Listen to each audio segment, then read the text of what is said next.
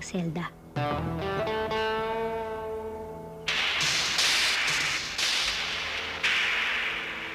Pasensya ka na, Kosa.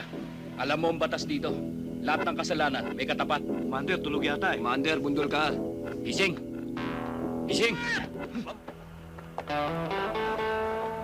Nagkausap na kami, Anghel, para sa ikaayos ng lahat. Sa ngayon sa Quran, kailangan na sala ang tanaway. Igsoon! Sa una, nabiktima ni mo, asawa sa bala. Pero nga ron, asawa sa Batman. Maghinulsol ka na ba'y? Ihanlan palasayon.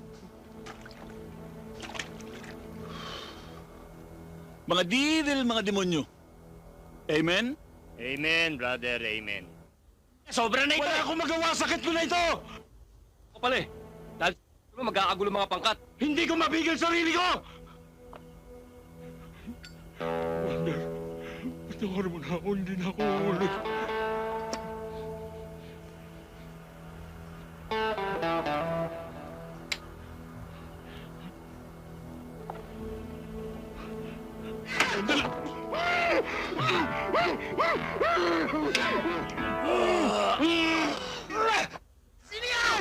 Success, bay? Hindi mo sasawa. Ano ba? Ang kulit mo, ah. Naman, 2 years na tayo. Still you don't want to give it up. Don't tell me you're not ready again. Bakit yun na ba gusto mo, ha? Alam mo, ikaw nagtitake advantage ka na eh. Okay, fine. Whatever. Umuwi ka na nga. Sige na, umuwi ka na. Ikaw talaga. Naughty, naughty.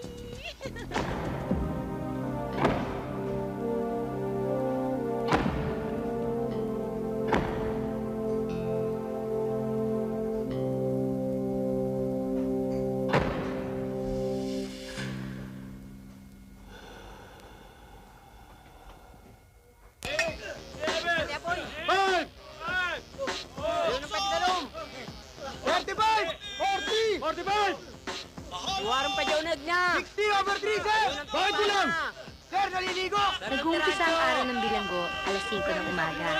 Binubuksan ng selda, magka-counting. Pagkatapos, kanya-kanya na sila.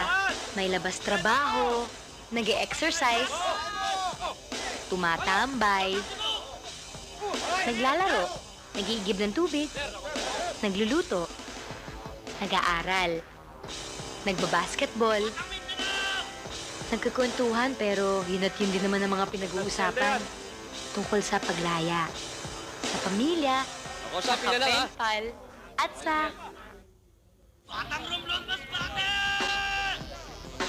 Sige, isa nyo.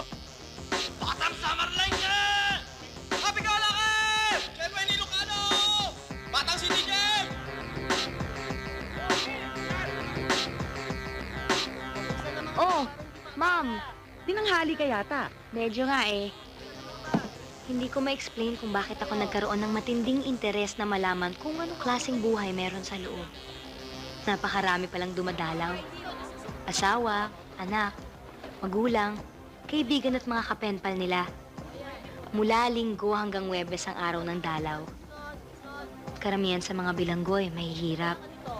Galing sila sa mga lugar na ngayon ko nga lang narinig, tulad ng Takurong Sultan Kudarat, Dueñas Siquijor at Bugo Cebu.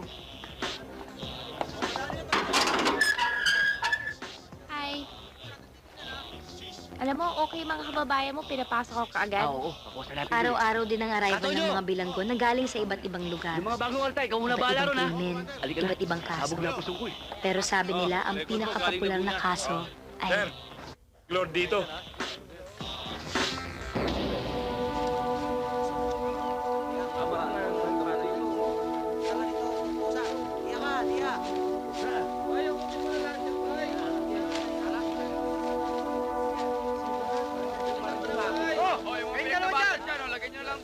Kwentuhan kayo ng kwentuhan. Anong oras na? Mainit na. Bilisan nyo. Kakain na tayo.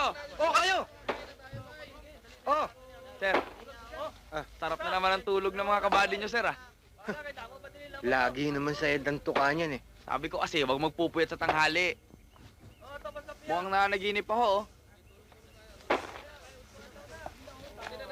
Oy. Oy, oy. O ano? Sir. Anong oras Sir. namin kayo gigisingin?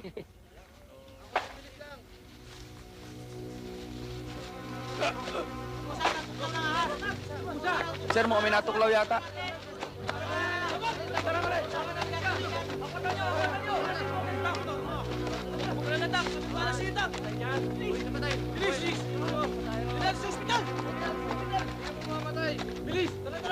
Sir, baka pwede naman mapasamahan natin para maasikaso po kaagad. Pumadyo ka nga sa opisina. Sir, hindi na maaabot ng buhay yung tao sa ospital.